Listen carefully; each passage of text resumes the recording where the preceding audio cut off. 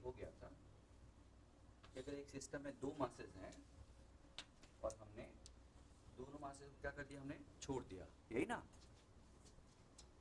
एक सिस्टम में दो मासेस हैं, उनकी कुछ एनर्जी है, तो अगर मैंने दोनों मासेस में किसी एक को छोड़ा तो वो सारी एनर्जी उसको मिलेगी, उसको रोक के इसको छोड़ा तो सारी एनर्जी इसको मिलेगी, दोनों को छोड़ा तो सारी एनर्जी दोनों में बटेगी मास के इनवर्सली।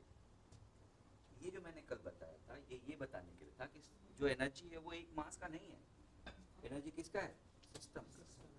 मेरी बात समझ में, इस चीज को समझाने के लिए ये बताया कि एनर्जी जो है सिस्टम की है, जो लेना चाहे वो लेगा, जो फ्री है वो लेगा। यहाँ पे कल बता चुका हूँ ये कि इन्फिनिटी से ए पे लाए और ए से बी पे लगाए, यानी पाथ ये चुना, या इन्फिनिटी से सीधा बी ले गए, दोनों सेम ही आएगा, क्योंकि ये कैसा फोर्स है, कंजर्वेटिव फोर्स है। और कंजर्वेटिव फोर्स केवल इनिशियल और फाइनल पॉइंट पे डिपेंड करता है, पाथ पे डिपेंड। तो इन्फिनिटी से ए तक लाए और ए से बी ले गए, ये उतना ही होगा जितना इन्फिनिटी से बी पे ले जाने का, सेम होगा। और जब सेम होगा तो इन्फिनिटी से A, that is work 1 plus work done from to move from A to B must be equal to work done to move up to B, that is ये। इससे यहाँ के वर्क में से यहाँ का वर्क माइनस करके तुम्हें बीच का वर्क मिल जाएगा। दूसरे वर्ड्स में कहें तो ये जो तुमने वर्क किया ये यहाँ की पोटेंशियल एनर्जी है, ये जो वर्क किया यहाँ की पोटेंशियल एनर्जी है। तो फाइनल पोटेंशियल एनर्जी में से इनिशियल पोटेंशियल एनर्जी माइनस करने पे तुम्हें वर्क डन मिल जाता है, एक पॉइंट से दूसरे पॉइंट तक मूव कराने का। समझ गए?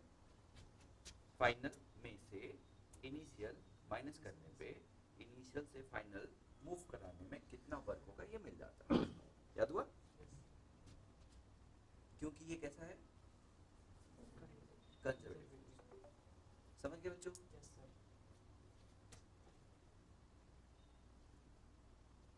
Question on energy of single charge, कल बता चुका हूँ कि एक चार्ज के फील्ड में दूसरे चार्ज को लाने में कितना वर्क करना पड़ता है, तुम जानते हो, तो डिराइव किया था। लेकिन अगर दो चार्ज के फील्ड में किसी तीसरे चार्ज को लाओगे तो कुछ अलग नहीं है, इसका अलग एनर्जी और इसका अलग एनर्जी। क्यों? इसके साथ इंटरेक्शन की जो एनर्जी में इसका कोई इन्फ्लुएंस नहीं होता, तो इसके साथ इसकी एनर्जी और फिर इसके साथ इसकी एनर्जी दोनों को जोड़ दोगे तो टोटल वर्क के बराबर हो जाएगा। सिंपल क्वेश्चन, समझ गए? तो भाई इसके कारण इसकी एनर्जी लाने के लिए कितना डिस्टेंस पे रखे हो, एल पे, तो वर्क डन होगा के क्यू क्यू अपॉन एल, और फिर इसके कारण के Q Q upon again L, ठीक ना? आधा सबको ये सब कल करा चुका हूँ। अब ये है question on energy of system. Energy of system जानने के लिए, वो क्या था, एनर्जी ऑफ सिंगल चार्ज, अब है एनर्जी ऑफ सिस्टम।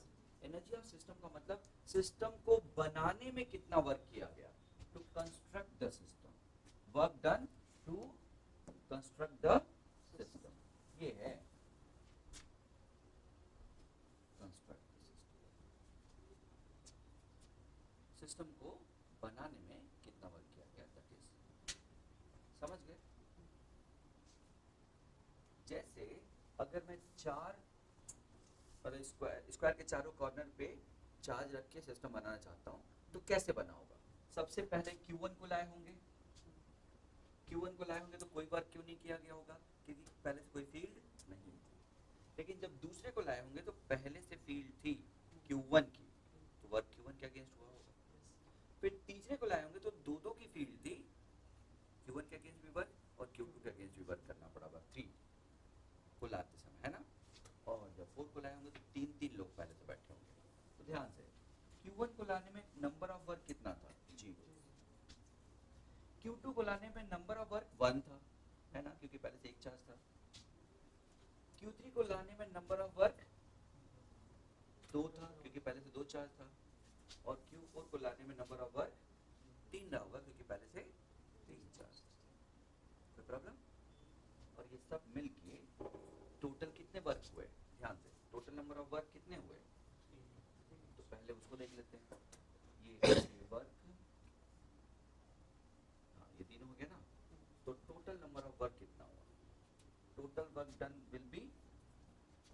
पहले 1 को लाने में, फिर 2 को लाने में, फिर 3 को लाने में, फिर 1 4 को 1 को लाने में कोई वर्क नहीं, 2 को लाने में एक वर्क, 3 को लाने में 2 वर्क,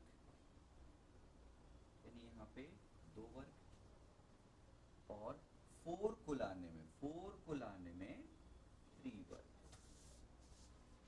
4 को लाने में 3 वर्क, यानी कुल मिला के up to 3 work, 1 2 3 up to 3 work. समझ गए? यानी मैं यहाँ पे अगर मैं एक बार ये जानना चाहूँ कि नंबर ऑफ वर्क कितना होगा, नंबर ऑफ वर्क कितना होगा, तो कितना होगा 1 + 2 + 3 डैश डैश डैश n - 1। यहाँ पे n कौन बताएगा? Number of charge in the system, है ना? Number of charge in that system. कोई दिक्कत है क्या किसी को? Number of charge in that system.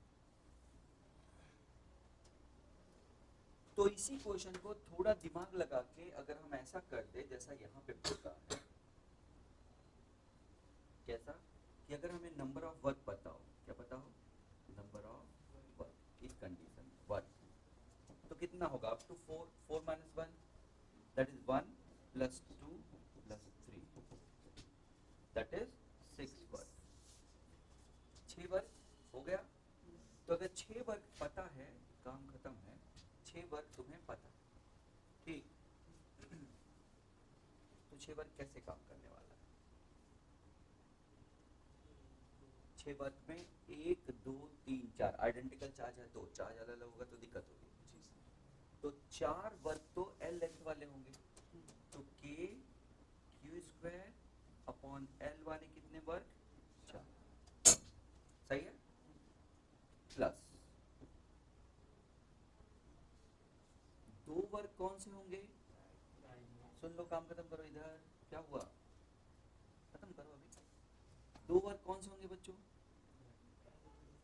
K Q² upon L√2 वाले 2 वर्क। कुल कितने वर्क हो गए? 6। और कोई वर्क दिख रहा है क्या? और कोई डायमेंशन दिख रहा है क्या? तो शॉर्टकट मारो। अरे कुछ समझ में आया? तुम करोगे तो यही आएगा, उस तरह से करना चाहो तो उस तरह करो, लेकिन बड़े क्वेश्चन में थोड़ी दिक्कत हो जाएगी। तो इस तरह से कॉमन सेंस लगा के कर सकते, ठीक? उसी को वहाँ पे किया गया है। एक और क्वेश्चन कर लेते हैं, तुम बताओ। 1 2 3 4 5 6 कितने चार्ज है बच्चों? सब पे इक्वल चार्ज है, ये मान के चलो।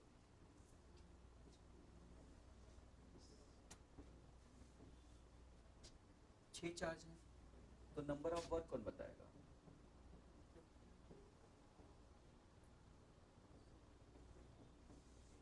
कौन बताएगा number of work? Up to 5 15 होगा ना? 15 हो गया ना? 15 में L लेंथ वाले कितने वर्क हैं? 6 वर्क L लेंथ वाले, K² अपॉन L। और देखो डायगोनल देख लो, 1 डायगोनल 2 डायगोनल 3 डायगोनल 4, वो भी 6 होंगे ना? तो 6 कौन से होंगे? K² upon L√3। और 1 2 और ये 3 बड़े डायगोनल, और कितने हो गए? 3 ना? K² अपॉन 12, कुल कितने हो गए? 12 और 3 15। हाँ, समझ गए? चलो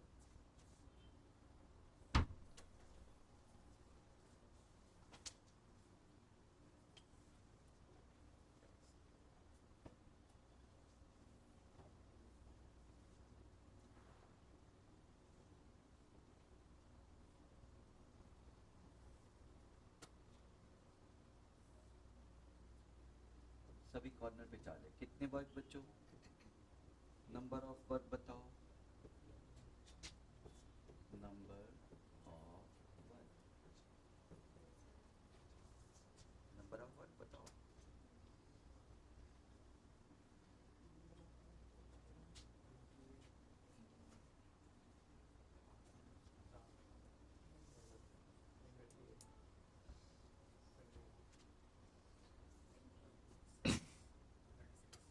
नंबर ऑफ वर्क बताओगे तो कितना 8 है ना, 1 + 2 + 3 अप टू 7,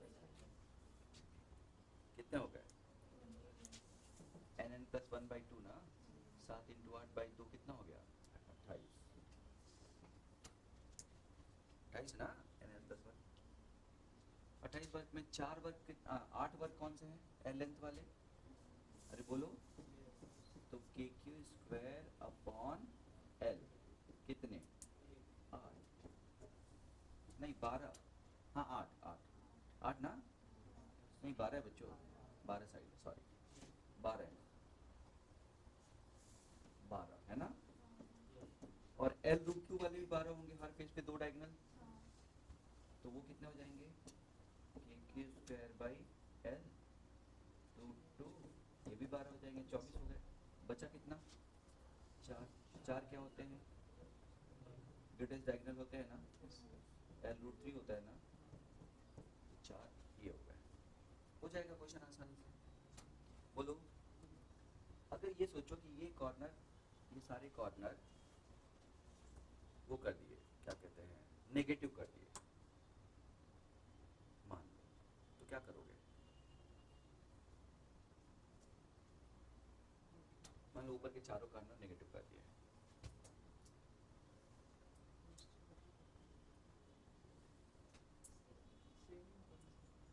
नहीं नेगेटिव में अट्रैक्शन फोर्स हो जाएगा, माइनस हो जाएगा प्लस की जगह पे, है ना, तब देखो कि कितना आराम से तुम बना सकते हो, मान लो ये चारों तुम बना सकते हो, है कि नहीं, वो 4 के कितने बना सकते हो 6, बाकी सब अपने पास कुछ ऑप्शन नहीं है, एक के बाद एक लेके आने के अलावा, सही, या तो कोई पैटर्न बने, या तो कोई पैटर्न बने, मान लो 4 की जगह पे कुछ कम होते हैं, मान लो नेगेटिव 3 ही होते हैं, ये कॉर्नर, ये कॉर्नर, ये कुछ कम होते मान लो, तो बाकी सबको ले आते, जितने बनते बन जाते, वो तो आसानी से निकल जाते, जो 3 अलग से लाने थे वो फिर ले आते, तो तुम समझो बड़ा पार्ट है, लेकिन मैंने कहीं देखा था मटेरियल में या कहीं पे भी तुम लोगों के, और उसका कोई शॉर्टकट नहीं मिल रहा था एक्सेप्ट ऊपर वाला मेथड, एक को लाए, दूसरे को लाए, तीसरे को लाए, समझ गए, मुझे उसका कोई शॉर्टकट नहीं मिला, मुझे लगा कि सब पूरा सॉल्व करना पड़ेगा। हाँ, इसमें अभी ये कर सकते हो कि कुछ पैटर्न मिल जाए तुम्हें ऑलरेडी पहले से, जैसे ये 4 के पैटर्न मिल गए तो 6 वाले तो कम से कम आसानी से हो गए, फिर उसके बाद एक को लाए, तो एक को लाए तो एक L पे, एक L√2 पे, L√2 पे और एक L√3 पे, ऐसे, फिर तीसरे को लाए तो कितने पे, ऐसा करके, समझ गए, कर लोगे, कोई क्वेश्चन आएगा तो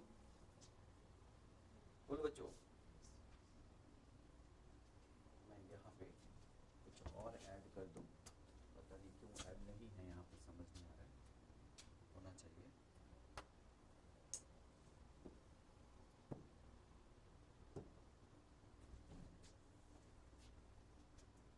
कुछ और भी कर लेता हूँ आराम से। एक और एग्जांपल की बात करते हैं, तो हम कर क्या रहे हैं एक्चुअली, हम कर क्या रहे हैं, अगर 2 चार्ज ट्रायंगल के तीनों कॉर्नर पे चार्ज है, तो भले ही तुम करो ना करो सीधा एनर्जी निकालो, तुम ये भी कर सकते थे कि इन दोनों के कारण पोटेंशियल वहां पे निकाल के 4 से मल्टीप्लाई कर दो, तो वहां पे चार्ज की एनर्जी आ जाएगी, ऐसा कर सकते थे ना, बोलो बच्चों,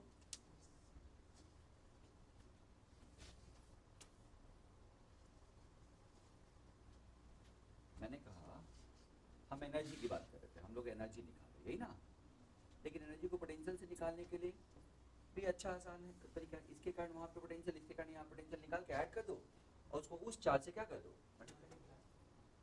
ऐसे सभी क्वेश्चन में देख लो, जब एक पॉइंट पे किसी चार्ज की एनर्जी निकालनी है तो उस जगह पे बाकी चार्ज के कारण क्या निकाल लो, पोटेंशियल, Q/R, है ना, पोटेंशियल यही होता है ना, और सबका जोड़ के और क्या कर दो, चार्ज से मल्टीप्लाई कर दो, है कि नहीं, क्या ये सबको समझ में आता है कि अगर ये 1 है, ये 2 है, ये 3 है, तो मैं कहूँगा energy of charge at 3 will be charge at 3 into potential of 1 at 3 plus potential of 2 at 3, क्या सही है,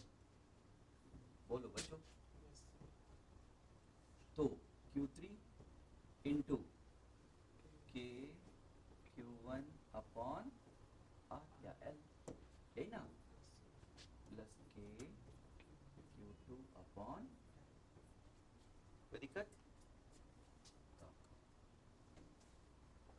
सिंपल हो जाएगा, छोटा सा बात है ना? अब देखना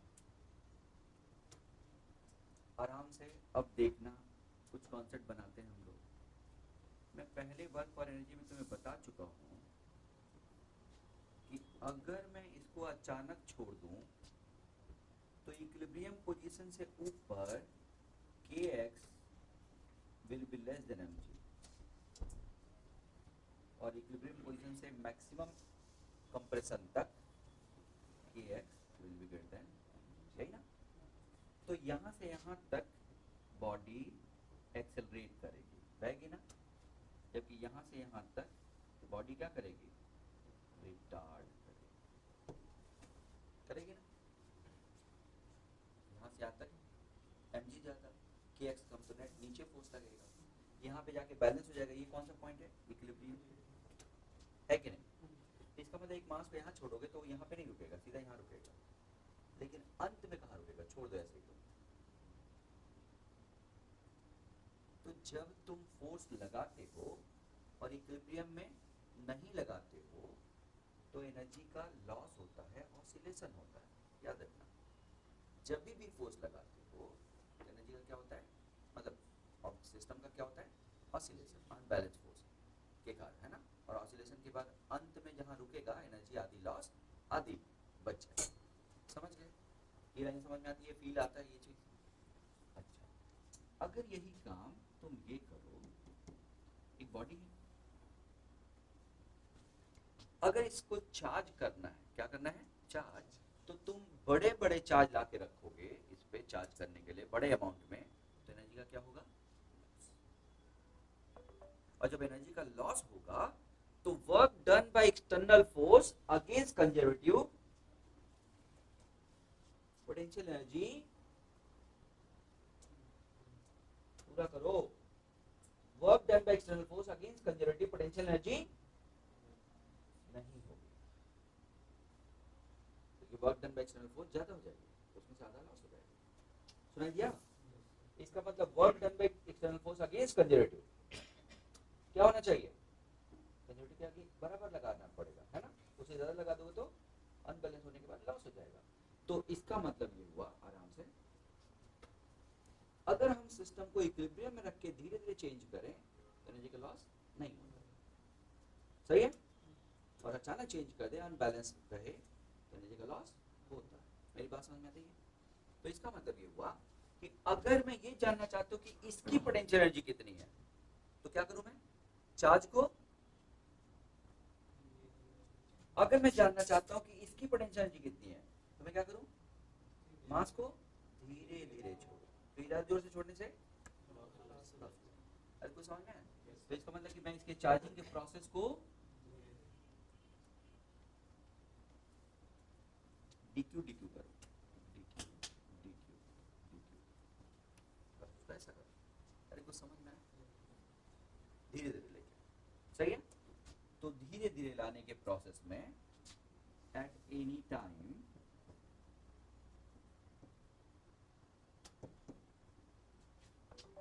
ठीक है, किसी टाइम पे इस पे जो चार्ज आएगा, इस पे जो चार्ज आएगा हो जाएगा क्यू, हो जाएगा ना? और तुम फर्दर कितना ला रहे हो? dq।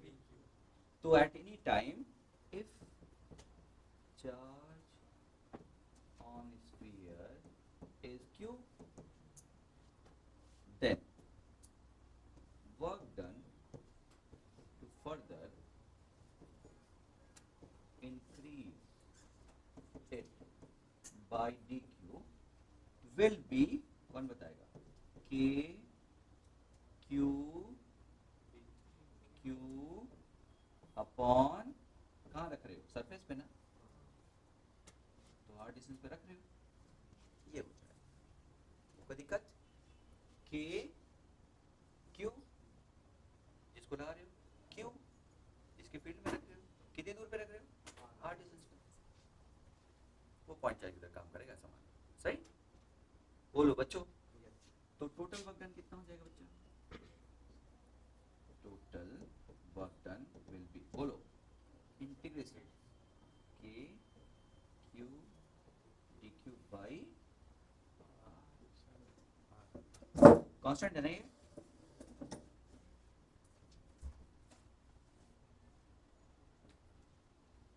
नहीं, के क्यू नहीं कांस्टेंट है, के बाई आर कांस्टेंट है, आर कांस्टेंट है ना? और क्यू डी क्यू का क्या हो जाएगा? Q square by 2। Initial charge कितना था? फाइनल चार्ज कितना था? Capital Q. तो क्या आएगा आंसर? के क्यू स्क्वायर बाई 2। समझ गए? ये है, देखो, तो तुम सोच के देखो, के क्यू क्यू अपॉन आर की जगह पे 2, बस ऐसा करके दिमाग में, समझ गए बच्चों? कोई प्रॉब्लम,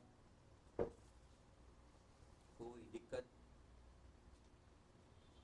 हो गए? अरे समझ में आया? हाँ, कोई भी ऐसा क्वेश्चन कर लोगे ना? बोलो।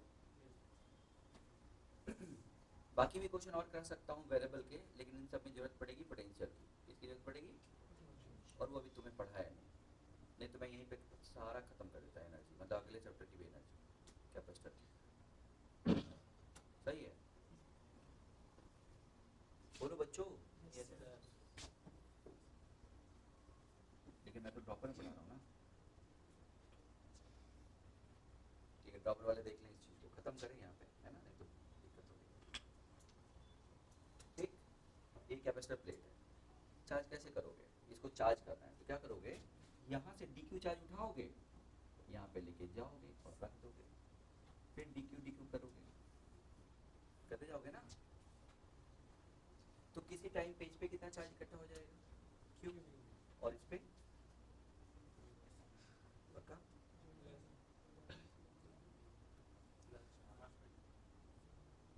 इस पे डी क्यू हो जाएगा, क्यू हो जाएगा, तो इस पे कितना हो जाएगा? Q minus capital Q minus capital Q नहीं, पहले चार्ज नहीं है, पहले चार्ज नहीं है, वो चीज़ों को बहुत बढ़ा देते हो।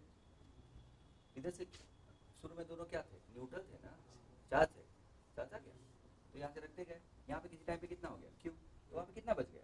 माइनस। क्योंकि तुम क्यू वहीं से तो लाए, है ना? ये बच गया। तो ये प्लेट है तो इलेक्ट्रिक फील्ड कितनी हो गई? इसके कारण electric field Q upon 2 epsilon not, ये तो पढ़ा है ना सबने? तो ये एक के कारण है तो वो भी तो है, तो इंटू 2।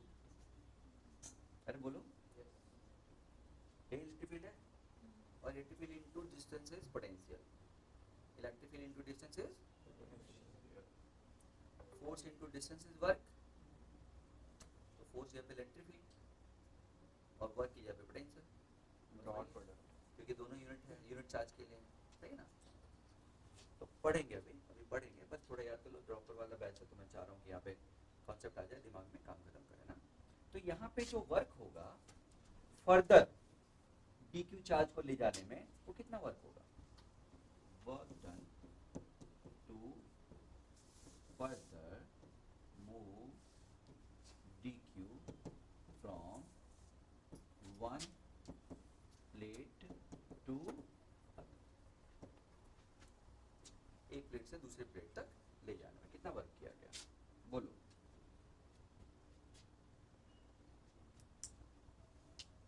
जो चार्ज ले जा रहे हो वो कितना है? और जिस पोटेंशियल डिफरेंस के क्रॉस ले जा रहे हो वो कितना है? पोटेंशियल डिफरेंस के क्रॉस, है ना? तो चार्ज ले गए डी क्यू और पोटेंशियल डिफरेंस होता है electric field into distance, electric field into, अरे कुछ समझ में आया? पक्का? तो इलेक्ट्रिक फील्ड इनटू डिस्टेंस करके निकाल सकते हो आंसर, सही ना? बाकी ड्रॉपर वाले जानते हैं कि क्यू बाई सी भी होता है ना? तुम इससे करके निकाल सकते हो जो 11th वाले हो। देख रहे हैं ना, इतना समझ में आ रहा है थोड़ा सा? इलेक्ट्रिक फील्ड इनटू डिस्टेंस, जैसे force into distance is work, तो वर्क को भी पर चार्ज कर लो और फोर्स को भी पर चार्ज कर दो, यानी दोनों तरफ चार्ज से डिवाइड कर दो, तो electric field into distance is potential difference. वही चीज है, कुछ अलग नहीं है, अगला टॉपिक वही है।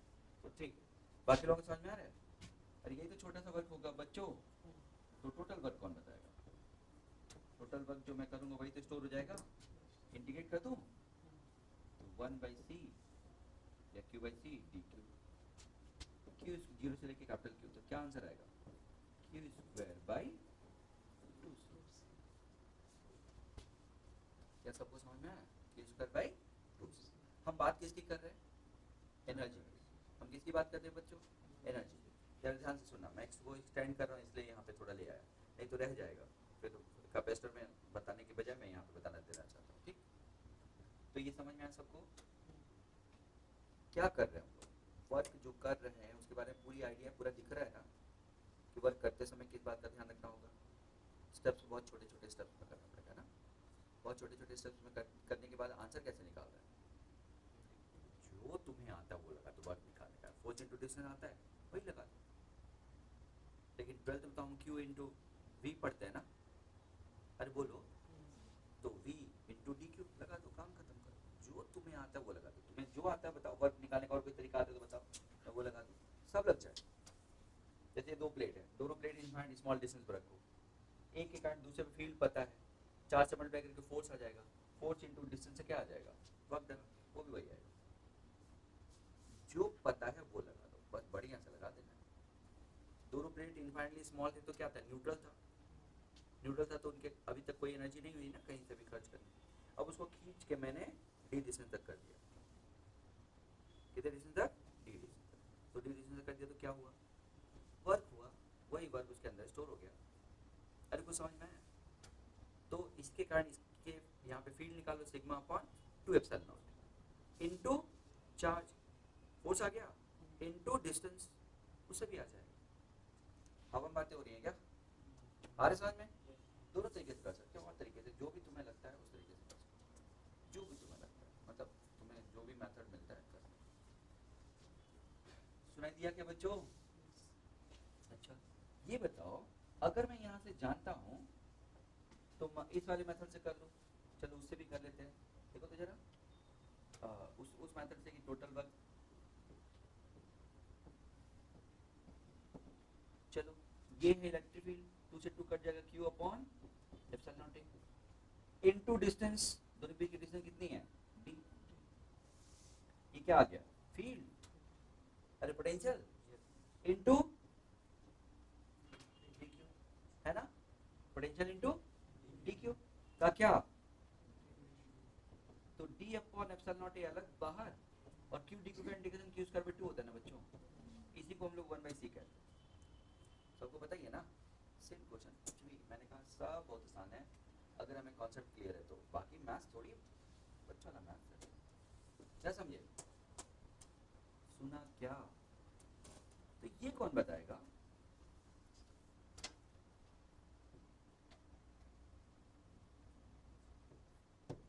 एनर्जी डेंसिटी चाहिए मुझे, कौन बताएगा energy density? Energy per unit,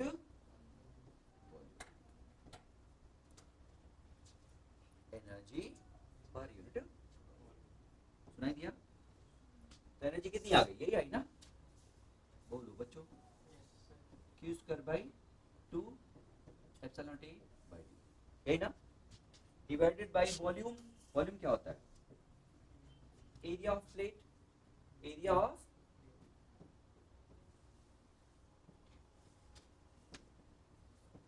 into दोनों बीच की डिस्टेंस, तो यही तो वॉल्यूम है ना जिसमें एनर्जी स्टोर्ड है।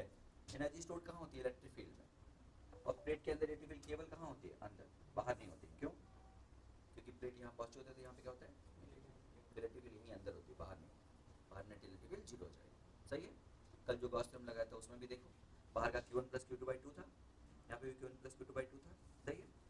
नेट फील्ड देखोगे ना, कैपेसिटी, सॉरी फिर से, एनर्जी इलेक्ट्रिक फील्ड जहां भी होगी एनर्जी वहीं पे होगी। अभी ये याद रख लो, जहां भी इलेक्ट्रिक फील्ड है वहीं क्या है? एनर्जी। इस कंडीशन में इलेक्ट्रिक फील्ड केवल अंदर, तो एनर्जी कहाँ है? केवल अंदर।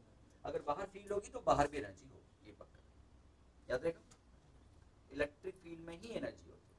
एनर्जी कहाँ होती है? Electric field.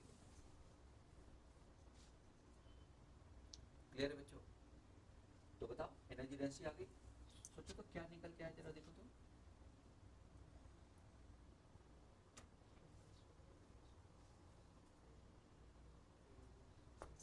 हमें चाहिए half epsilon not into E square electric field. तो ठीक है, ये कटेगा नहीं, मल्टीप्लाई होगा ना।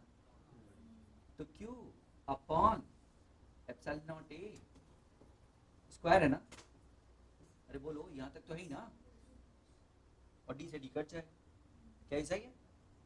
बोलो बच्चों, हाफ भी है, समझ में आता है। एप्सिलॉन से मल्टीप्लाई कर दो और उसी से डिवाइड कर दो, कोई दिक्कत है क्या? क्या लगता है ये कौन है? Q upon epsilon not a कौन है ये? प्लेट के अंदर इलेक्ट्रिक फील्ड, यहाँ के अंदर इलेक्ट्रिक फील्ड, यही ना। Q upon epsilon not a, बोलो बच्चों, इलेक्ट्रिक फील्ड है ना। तो क्या आया? हाफ एप्सिलॉन नॉट इनटू, ये कौन है बच्चों? Electric energy. क्या है ये? एनर्जी डेंसिटी है। कहाँ है? बहुत दूर तक काम आएगा, वेरी वेरी इंपॉर्टेंट। इतना इंपॉर्टेंट कि सब जगह काम आएगा। सही, मतलब अगर ये नहीं पता तो काम खत्म। मेरी बात समझ में? काम खत्म मतलब एक चैप्टर, कुछ चैप्टर्स के, जैसे इलेक्ट्रोमैग्नेटिक वेव का काम ही खत्म अगर ये नहीं पता। क्योंकि अब मुझे पता चल रहा है कि एनर्जी होती कहाँ है। एनर्जी होती कहाँ है, ऐसा सोचो। सही, एनर्जी होती है फील्ड में, फील्ड में एनर्जी होती है। बाद में तुम ऐसा ही देखोगे, energy density, energy density B square upon 2 mu naught, जैसे वो एप्सिलॉन नॉट है वैसे म्यू नॉट है। परमिएबिलिटी, ये मैग्नेटिक फील्ड में एनर्जी है। यानी मैग्नेटिक फील्ड में भी एनर्जी मैग्नेटिक फील्ड के अंदर होती है, मैग्नेटिक फील्ड के कारण होता है। इलेक्ट्रिक फील्ड के कारण एनर्जी, मैग्नेटिक फील्ड के कारण एनर्जी। तो कोई इलेक्ट्रोमैग्नेटिक वेव चल रही है, तो इलेक्ट्रोमैग्नेटिक वेव क्या है? इलेक्ट्रिक फील्ड का वेरिएशन है ना। इलेक्ट्रिक फील्ड का वेरिएशन है, तो इलेक्ट्रिक फील्ड की एनर्जी के कारण जो एनर्जी है वो होगी इसमें। तो यूनिट वॉल्यूम में तुम्हें एनर्जी पता है, फॉर्मूला पता है, तो एनर्जी निकल जाएगी कि नहीं? बस वही है ये, बहुत मस्त चीज है। ठीक है बच्चों, तो हम पढ़ क्या रहे हैं? एनर्जी। क्या पढ़ रहे हैं? पहले डिस्क्रीट मासेस के लिए, चार्जेस के लिए, अब कंटिन्यूअस चार्ज के लिए। सही है? पहले डिस्क्रीट के लिए, अब किसके लिए? कंटिन्यूअस के लिए। और मुझे लगता है कि थोड़ा और बढ़ा दूं ना, काम खत्म करें एनर्जी का। क्या बच्चों? ये भी है, ये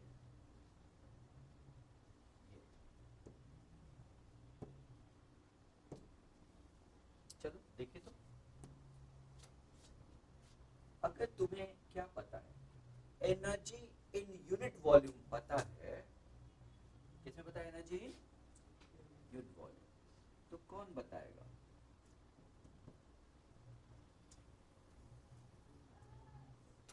ये चार्ज हॉलो स्फीयर है, क्या है ये?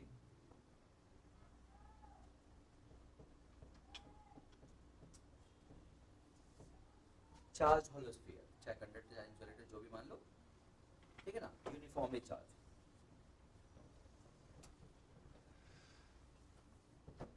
यूनिफॉर्मली चार्ज, इसका चार्ज है Q, रेडियस है R। ठीक, अंदर इलेक्ट्रिक फील्ड कितनी है? 0। इलेक्ट्रिक फील्ड अंदर कितनी? और बाहर के लिए किसका काम करता है? Point charge. किसका काम करता है? बाहर के लिए point charge. Gauss theorem, Gauss theorem के एप्लीकेशन में, ठीक है ना, बाहर किसका काम करता है? तो इसलिए बाहर के लिए पॉइंट चार्ज, वायर सिलेंडर बाहर के लिए लाइन चार्ज, थिक वॉल बाहर के लिए प्लेट, स्फीयर बाहर के लिए अगेन पॉइंट चार्ज। समझ गए ना? तो बाहर के पॉइंट के लिए ये सब एक कैसे काम करते हैं? जैसे पॉइंट चार्ज एक जगह आके इकट्ठा हो जाता है। समझ गए? सिलेंडर एक वायर में इकट्ठा हो जाएगा, याद आएगा? तो बताओ, यहाँ पे इलेक्ट्रिक फील्ड तुम्हें पता है ना, वेरिएबल है। कौन बताएगा? समझ में आ रहा है? कौन बताएगा कि एनर्जी कितनी होगी यहाँ से लेके इन्फिनिटी तक? अंदर तो होगी नहीं, तो कौन बताएगा? यूनिफॉर्मली चार्ज हॉलो स्फीयर है, find energy store in electric field, electric field में एनर्जी स्टोर कितना होगा, कौन बताएगा?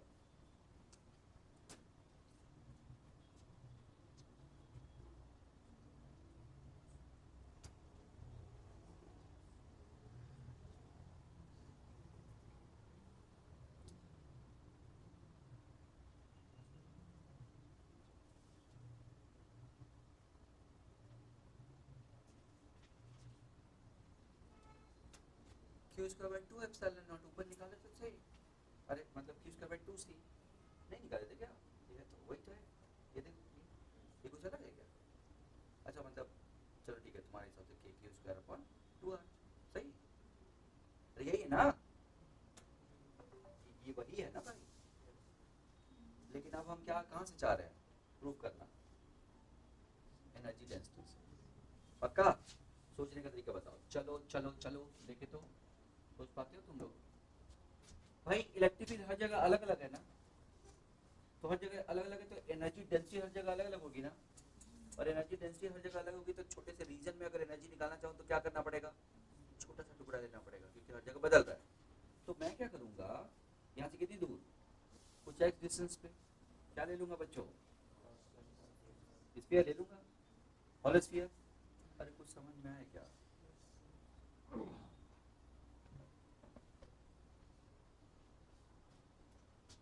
ये लो, कितने थिकनेस का, एक्स डिस्टेंस पे कितने थिकनेस का, थिकनेस का ले लूंगा, है ना? तो एनर्जी स्टोर्ड कितना हो जाएगा उसके अंदर?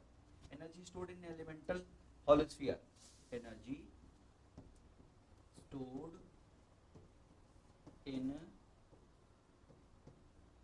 Elemental hollow sphere, energy stored in elemental hollow sphere, बोलो कितना हो जाएगा?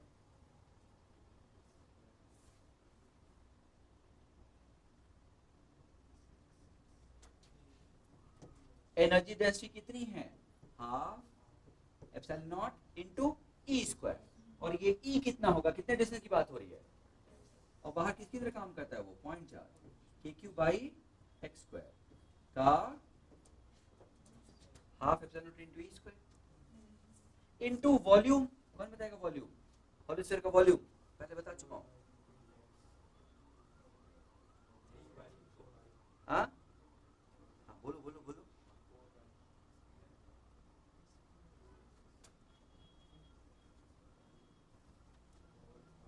यहाँ पे घूम घूम के ना इतनी चीजें बताई गई, इतनी, हाँ इतनी चीजें बताई थी, area of base into height, cone, prism, pyramid, कुछ याद आ रहा है? अभी कुछ दिन पहले, 2 दिन 3 दिन पहले, area of base into height याद रहेगा? तो एरिया बेस बताओ। अरे स्फीयर ही है, एरिया बेस क्या है? उतना थिकनेस बहुत नेग्लिजिबल है, तो एरिया बेस क्या है? 4 पाई आर स्क्वायर इनटू हाइट, बोलो सुने, 4 पाई एक्स स्क्वायर इनटू, ये वॉल्यूम है, काम खत्म करो। अरे याद हुआ? काम खत्म करो, दोबारा गड़बड़ नहीं होना चाहिए, समझ लेना। और रिंग का एरिया एल इंटू बी, तो रिंग को ओपन करो तो क्या आएगा, 2 पाई एक्स इंटू बी एक्स, तो एरिया है एल इंटू बी, एल निकालो, बी बहुत कम है, डीबी से मल्टीप्लाई करो। वॉल्यूम में हमेशा एरिया बेस इंटू हाइट, और एरिया बेस निकालो, हाइट से मल्टीप्लाई कर दो, पक्का ना? सिलेंडर में ऐसे हॉलो सिलेंडर, एलिमेंटल सिलेंडर होगा तो क्या एरिया आएगा बताओ, वॉल्यूम आएगा, area of base 2 pi r h into d r, 2 pi r into h, area base आया, इंटू डी आर, आर लिया तो डी आर लोगे ना? अरे समझ में आया? एक ही formula, area base into height, खत्म करो। सिलेंडर लिया तो सिलेंडर लिया, उसके बगल में एक और सिलेंडर लिया, तो सिलेंडर का सरफेस एरिया इंटू थिकनेस, तो सरफेस एरिया कितना, 2 pi r h into d r, सुनाई दिया? अब क्या हो गया ये? तो टोटल एनर्जी निकालने के लिए क्या करोगे, इंटीग्रेट ना, से कहां तक करोगे बच्चों?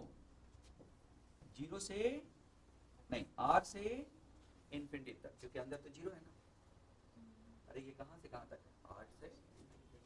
मेरी बात समझ में आई? उठा के रख दो, सॉल्व कर लो, आंसर वही आएगा जो ऊपर किया था, k q square by 2r, ये आएगा। क्या सबको समझ में आया क्या बोला मैंने? लेकिन ये क्या बता रहा है? तुम मुझे फील्ड बताओ, मैं तुम्हें एनर्जी डेंसिटी से एनर्जी बता दूंगा। बहुत ही जबरदस्त चीज आई ये, बहुत ही जबरदस्त चीज, बता दो। क्लियर? तुम कहीं पे फील्ड बताओ, कहीं पे फील्ड बताओ।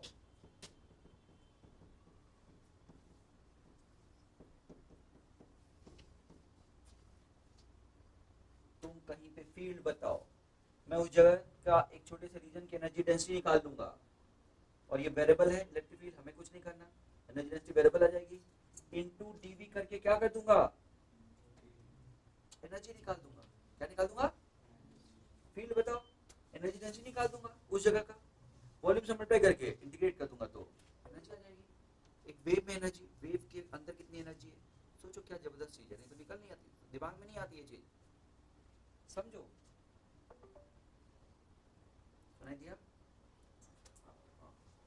ये वेव किसी जगह पे इलेक्ट्रिक फील्ड ही है, तो किसी जगह पे कितनी इलेक्ट्रिक फील्ड है वो तुम्हें दे रखा होगा, इलेक्ट्रिक फील्ड की वैल्यू दे रखी होगी, तो वहां पे इलेक्ट्रिक फील्ड की वैल्यू पता है, into half epsilon not into E square कर दो, इनटू वॉल्यूम डीवी से मल्टीप्लाई कर दो, इंटीग्रेट कर दो, काम खत्म। जिस रीजन में तुम्हें चाहिए सीखो, इसको सीखो। क्या सीख रहे हैं हम लोग? एनर्जी निकालना सीख। कोई कंफ्यूजन? एनर्जी डेंसिटी,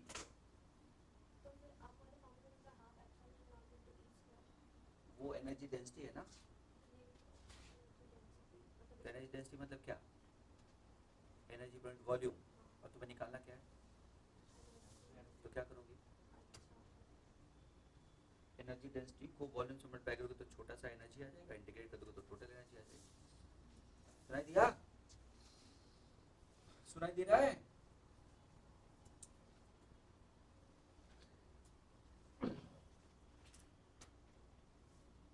क्या पढ़ा दिया, क्या कुछ नहीं ना?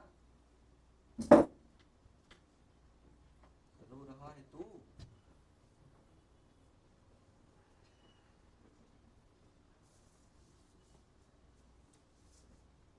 आ रही समझ में? डांडिया खेल के आया क्या तुम लोग? ऐसा लग रहा है सब शांत शांत बैठे हो, नहीं समझ में आ रहा है क्या ये? अरे एनर्जी, अरे मास डेंसिटी पता है तो मास नहीं पता क्या? क्या बात कर रहे हो? एलिमेंट लेके मास निकाल दो, तो एनर्जी डेंसिटी पता है एनर्जी निकाल दो। चार्ज डेंसिटी पता है तो चार्ज निकल जाएगा, सरफेस चार्ज डेंसिटी तो चार्ज उस पे निकल जाएगा, सरफेस पे नहीं निकलेगा क्या? अरे भाई surface charge density into area is का integration is charge, linear charge density into length का इंटीग्रेशन इज चार्ज। तो जो निकालना है, जिसकी डेंसिटी पता है उसको वॉल्यूम चार्ज डेंसिटी पता है तो वॉल्यूम से मल्टीप्लाई कर दो, सरफेस चार्ज डेंसिटी पता है तो एरिया से मल्टीप्लाई कर दो छोटे से, और फिर इंटीग्रेट कर दो, आएगा कि नहीं? वही तो कर रहे हैं हम लोग। ये बताओ, इसकी डेंसिटी रो है, चार्ज डेंसिटी है ना, और रेडियस कितना है आर, अंदर और बाहर एनर्जी कैसे निकालोगे?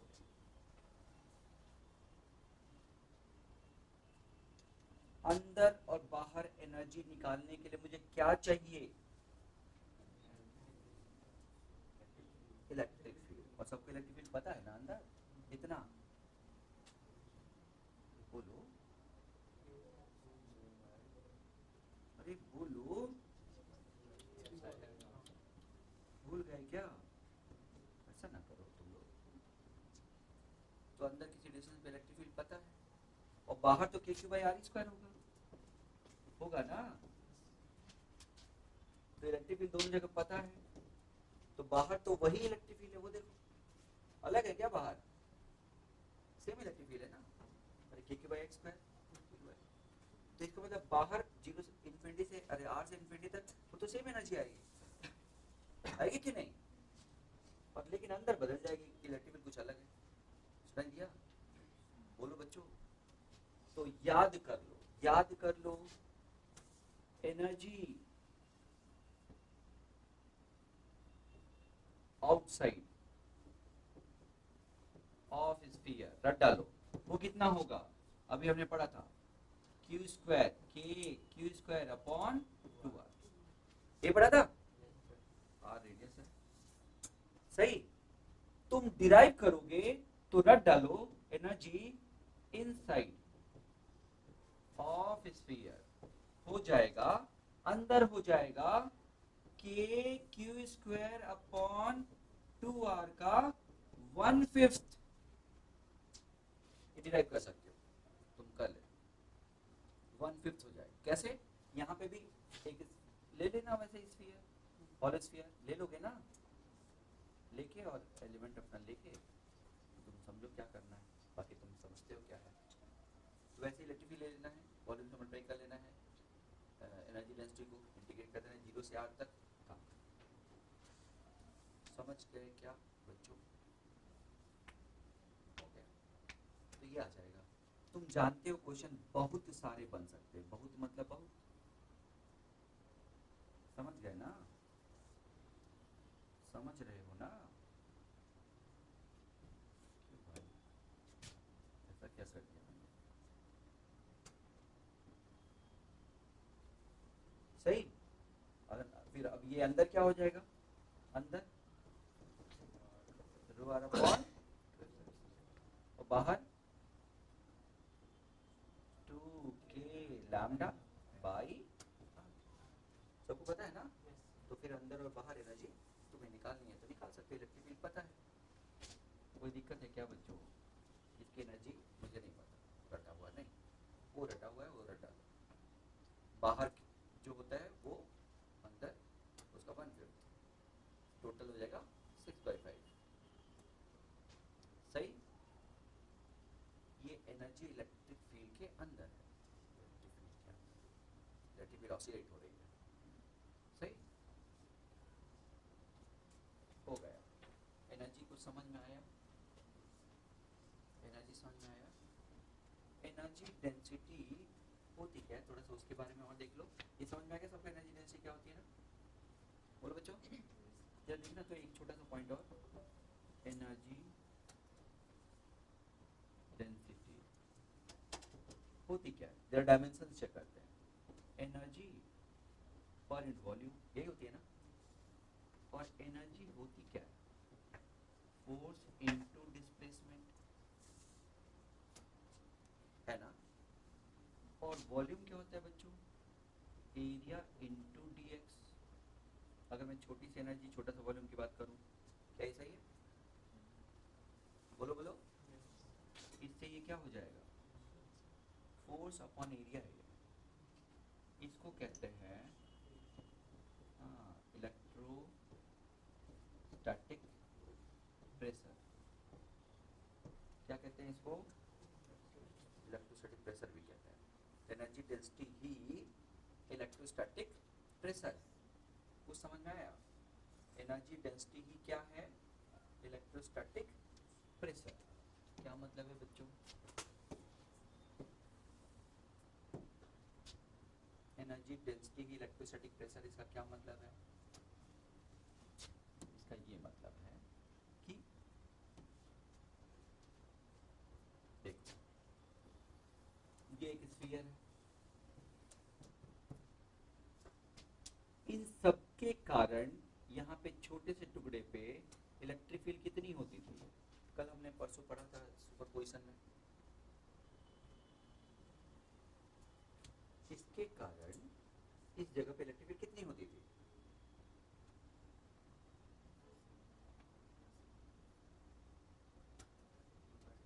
हाँ,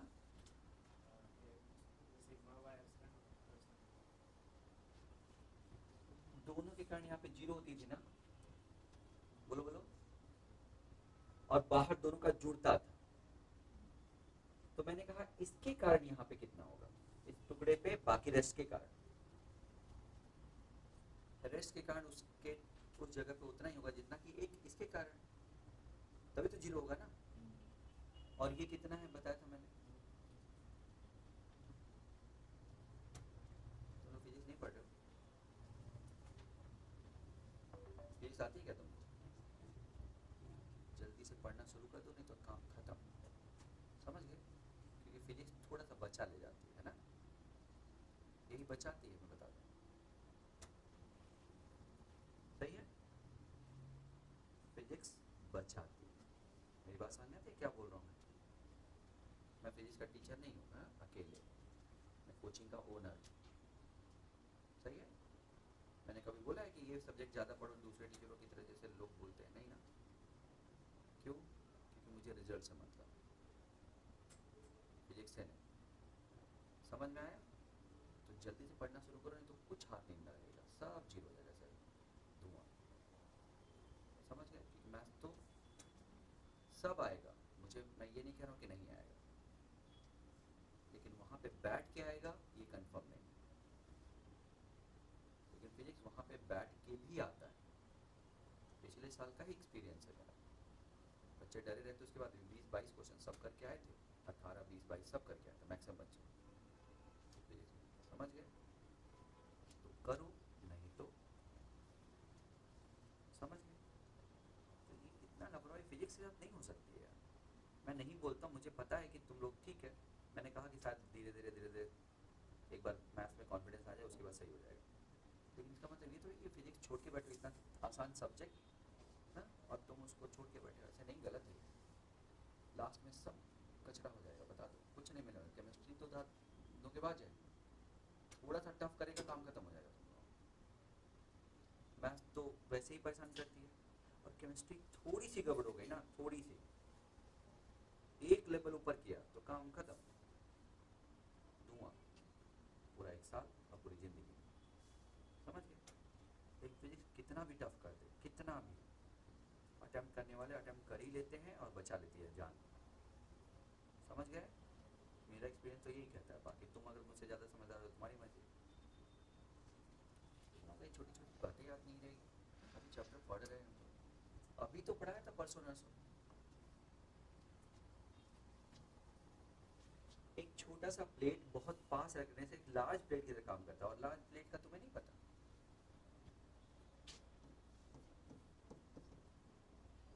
बाहर दोनों के कारण सिग्मा अपॉन एप्सिलॉन हो जाएगा, ऐड हो जाएगा, अंदर दोनों के कारण कैंसिल हो जाएगा, लेकिन एक के कारण यहाँ पे कितना होगा। ये इलेक्ट्रिक फील्ड है। तो ये क्या है electric field? Electric field due to, जो मैंने कहा ध्यान से सुन लेना, साल भर अगर बर्बाद नहीं करना है, साल नहीं, तुम जानते हो इंजीनियरिंग वालों का एक ही साल होता है, सही। अगर बर्बाद नहीं करना तो मैथ फिजिक्स पढ़ना शुरू करो अभी से, सही। फिजिक्स तो ऐसे जाते हैं बच्चे ना कि सर सारे क्वेश्चन हो जाएंगे, मैं तुम्हें प्रूफ करके दिखा सकता हूँ, उसके बाद ये 18-20 पे टिके थे। पिछले साल के बच्चे ऐसे थे कि सर फिजिक्स में कोई दिक्कत नहीं, फिजिक्स तो हो जाए, ऐसे बोलते थे सीधा। मुझे इस साल कोई बोलता हुआ नहीं दिख रहा है, तो क्या होने वाला है? मैं कभी झूठ नहीं बोलता, मैं बता रहा हूँ, जो बच्चे साथ में रहे होंगे अगर पिछली बार, तुम लोग थे क्या लास्ट टाइम पे, वहाँ गए थे क्या उसमें? नहीं, थोड़ा लेट, जो ड्रॉपर के बच्चे थे उस समय, जे एडवांस के थे ना, क्या बोलते थे फिजिक्स के बारे में? उनको 100% कॉन्फिडेंस था कि सर हो जाएगा, फिजिक्स में कुछ नहीं छूटेगा। वो अलग बात है, 2-4 क्वेश्चन तो गलत कर ही देते हैं बच्चे, उसके बाद ये हालत है। समझो चीज़ों को, तो लापरवाही मत करो। फिजिक्स, मैं ये नहीं कह रहा हूँ कि फिजिक्स सबको सबसे ऊपर रखो, लेकिन बराबर टाइम तो देना पड़ेगा ना। अब ये छोटी, ये नहीं आएगा, मतलब पूरा चैप्टर पढ़ चुके और तुम्हें ये नहीं पता कि प्लेट के कारण इलेक्ट्रिक फील्ड कितनी होती है, गलत बात है। नहीं, electric field due to what? Rest of sphere at किस पॉइंट पे? जहां पे हम एलिमेंट ले रहे हैं ना, एट ए गिवन पॉइंट, उस पॉइंट की बात करो ना, उस पॉइंट की। तो फोर्स कौन बताएगा? फोर्स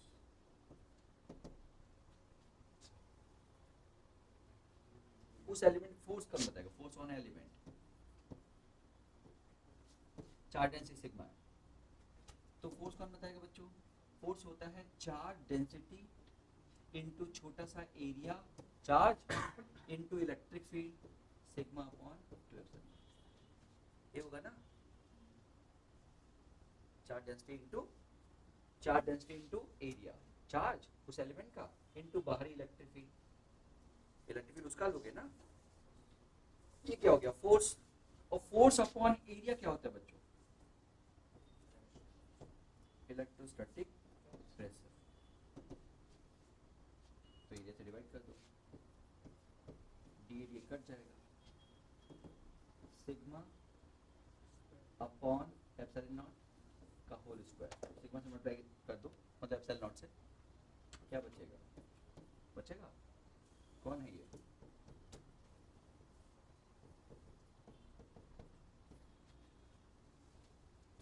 वहां की एनर्जी बाहर की है ना, फील्ड। देखो फील्ड कहाँ से है, हमने भले इधर से लिया लेकिन वहां की फील्ड कितनी है, समझ गए।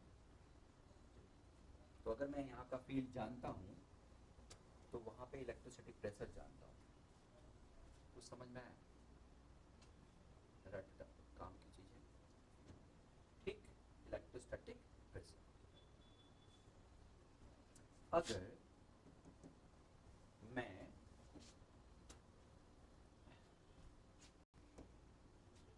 एक प्लेट ले लेता हूँ, ऐसा प्लेट, तो ये इलेक्ट्रिक फील्ड ऐसे जाएगी, निकलेगी ना। मैं इसको थोड़ा मोड़ दूंगा ऐसे, तो इलेक्ट्रिक फील्ड थोड़ा ऐसे निकलने लगेगी, सही। मान के चलो कि ऐसे मोड़ने पे यहाँ पे फील्ड तो ऐसे ही होगी, समझ गए, सरफेस के परपेंडिकुलर निकलेगी, सही। सरफेस क्या निकलेगी, परपेंडिकुलर। इसकी इलेक्ट्रिक फील्ड होती है सिग्मा अपॉन 2 एप्सिलॉन नॉट। एक बार देखो तो, स्फीयर, चार्ज हेमिस्फीयर के सरफेस पे, मतलब कहाँ पे, बेस पे ना, इलेक्ट्रिक फील्ड कितनी होती है, ऐसा देखो तो एक बार, मेरे ख्याल से ये होती है, तो ये 4 होती है, sigma upon 4 epsilon not, sigma upon 4 epsilon, सही। ये है इलेक्ट्रिक फील्ड।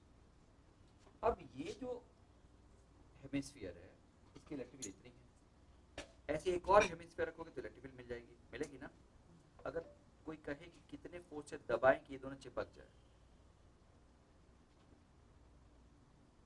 तो electrostatic pressure into area, projected area, कौन सा एरिया, क्योंकि प्रेशर में हमेशा प्रोजेक्टेड एरिया काम आता है ना। तो electrostatic pressure into projected area must be equal to force, समझ में आया। तो इलेक्ट्रोस्टैटिक प्रेशर यानी इलेक्ट्रोस्टैटिक प्रेशर मतलब एनर्जी डेंसिटी निकाले ना, तो electrostatic pressure into projected area must be equal to force applied. तो कितना फोर्स लगाएं कि दो स्फीयर्स ऐसे एक दूसरे के कांटेक्ट में आ जाए, तो ये फोर्स की वैल्यू, समझ गए। इलेक्ट्रिक फील्ड वो रहती है, याद कर लो, कैसे निकालोगे, यहाँ पे रिंग ले लो एलिमेंट, है ना, और सेंटर पे निकाल लो, और यूनिफॉर्म होता है ये दिमाग में रखो, तो सेंटर पे निकल जाएगा, वही ये है, ठीक। तो थोड़ा सा पार्ट आज का कन्वेंशन से थोड़ा हटके है, लेकिन तुम समझते हो ये सब इम्पोर्टेंट है, ये क्वेश्चन आईआईटी में आया हुआ है, ये भी आया हुआ क्वेश्चन है, तो कहीं ना कहीं ये सब पूछा जाता है, इम्पोर्टेंट क्वेश्चन है ना। और सबसे बड़ी बात है ये हमें नया कॉन्सेप्ट देता है हमारी फिजिक्स में। तुम लोग एक टॉपिक से जोड़ के देखोगे तो शायद उतना इंपॉर्टेंट नहीं दिखेगा, लेकिन मैं एज ए फिजिक्स टीचर देख रहा हूँ तो मुझे पता है कि जहाँ भी वेव आती है वहाँ पे हमें दिक्कत होती है, उसकी एनर्जी निकालना हमारे लिए थोड़ी दिक्कत की बात होती है जहाँ भी वेव आती है, सही। जैसे मैं कहूँ एक रस्सी को हमने ऐसे करके एनर्जी दे दी, अब ये एनर्जी दे दी तो ये रस्सी में ऐसे चल रहा है ना, रस्सी ऐसे चल रही है ना, तो अगर रस्सी चली तो इस यहाँ से लेके यहाँ तक रस्सी में कितनी एनर्जी है निकालो तो कंटिन्यूअस है ना, थोड़ा परेशानी होती है, थोड़ा सोचने में परेशानी होती है। तो कुछ ऐसा मिल जाता कि यहाँ पे एनर्जी डेंसिटी कितनी है तो काम नहीं बन जाता, ये मैं बोल रहा हूँ, क्योंकि वो कंटिन्यूअस चीज है ना, कंटिन्यूअस चीज में थोड़ा सोचने में परेशानी होती है। सही, तो एनर्जी लगातार चल रही है ऐसे, हमें क्या पता क्या एनर्जी है, थोड़ा फील आता नहीं उतना, लेकिन अगर कोई कहीं का एनर्जी डेंसिटी दे दे, बोले कि यहाँ पे एनर्जी डेंसिटी इतनी है, तो इस रीजन में क्या एनर्जी होगी निकल जाएगा ना, बात ये। तो मैं उसकी बात कर रहा हूँ, मेरे दिमाग में जो आ रहा है वो फिजिक्स में दूसरी जगहों पे एनर्जी निकालने की बात आ रही है, जहाँ पे वेरिएबल होता है, चीजें वेरिएबल होती है। सही है। एक दूसरा, हमें नहीं पता था इससे पहले कि आखिर में एनर्जी स्टोर होने का मतलब क्या है। सही बोल रहा हूँ, बच्चों को नहीं पता था कि एनर्जी स्टोर होने का मतलब क्या है। तो एनर्जी स्टोर होने का मतलब ये इलेक्ट्रिक फील्ड में एनर्जी होती है, जो फील्ड है वो एनर्जी को स्टोर करता है एक तरह से, है ना। मेरी बात समझ में आई। तो फील्ड कैसे समझोगे, देखो मैंने कभी एक चीज बताई थी तुम लोगों को, या पता नहीं कोई किसी से बात करते समय ये दिमाग में निकला था, जैसे एक स्प्रिंग है और मास है, तुम एक मास को खींचते हो तो एनर्जी स्प्रिंग में स्टोर हो जाती है। सही, ये दिख रही है, एग्जैक्टली उस स्प्रिंग को तुम फील करो कि ये इनविजिबल है, दिखता नहीं। सही, तो भी स्प्रिंग के अंदर एनर्जी तो स्टोर होगी ना, ऐसे ही है कुछ इलेक्ट्रिक फील्ड, ऐसा मान सकते हैं, मतलब थोड़ा फील करने के लिए कि वो स्प्रिंग इनविजिबल हो जाए और हमसे इंटरेक्ट भी ना करे। जैसे स्प्रिंग हमसे इंटरेक्ट करती है मतलब वो सॉलिड है, सॉलिड तो इंटरेक्ट करती है, हम छुएंगे तो फील कर सकते हैं, लेकिन कोई ऐसी चीज जो हम छुए तो फील ना कर पाए, इनविजिबल हो और एनर्जी वैसे ही स्टोर करे जैसे स्प्रिंग करती है, बस वैसे ही फील्ड है, इलेक्ट्रिक एंड मैग्नेटिक फील्ड। कुछ समझ में आया, तो ऐसा सोच सकते हैं, ठीक।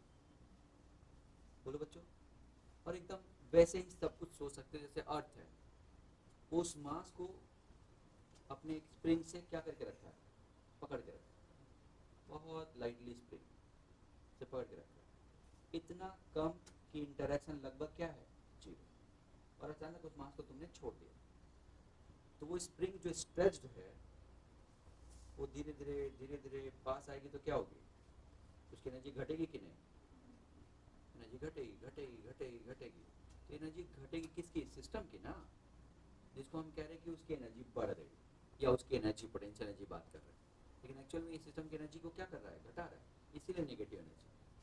मेरी बात समझ में, यानी एक स्प्रिंग एज्यूम कर लो अर्थ और उस मास के बीच में जो स्ट्रेस्ड है, और उस समय हम उसकी एनर्जी जीरो मान रहे हैं, उसके बाद हमने छोड़ दिया और वो स्प्रिंग कंप्रेस वापस आने लगी, अपने एक्सपेंडेड स्प्रिंग जो है नेचुरल लेंथ पे आने लगी, तो धीरे धीरे स्प्रिंग के अंदर जो स्ट्रेस्ड होने के कारण एनर्जी थी वो धीरे धीरे खर्च हो रही है, वो किसको मिल रही है, उसको काइनेटिक एनर्जी के फॉर्म में मिल रही है।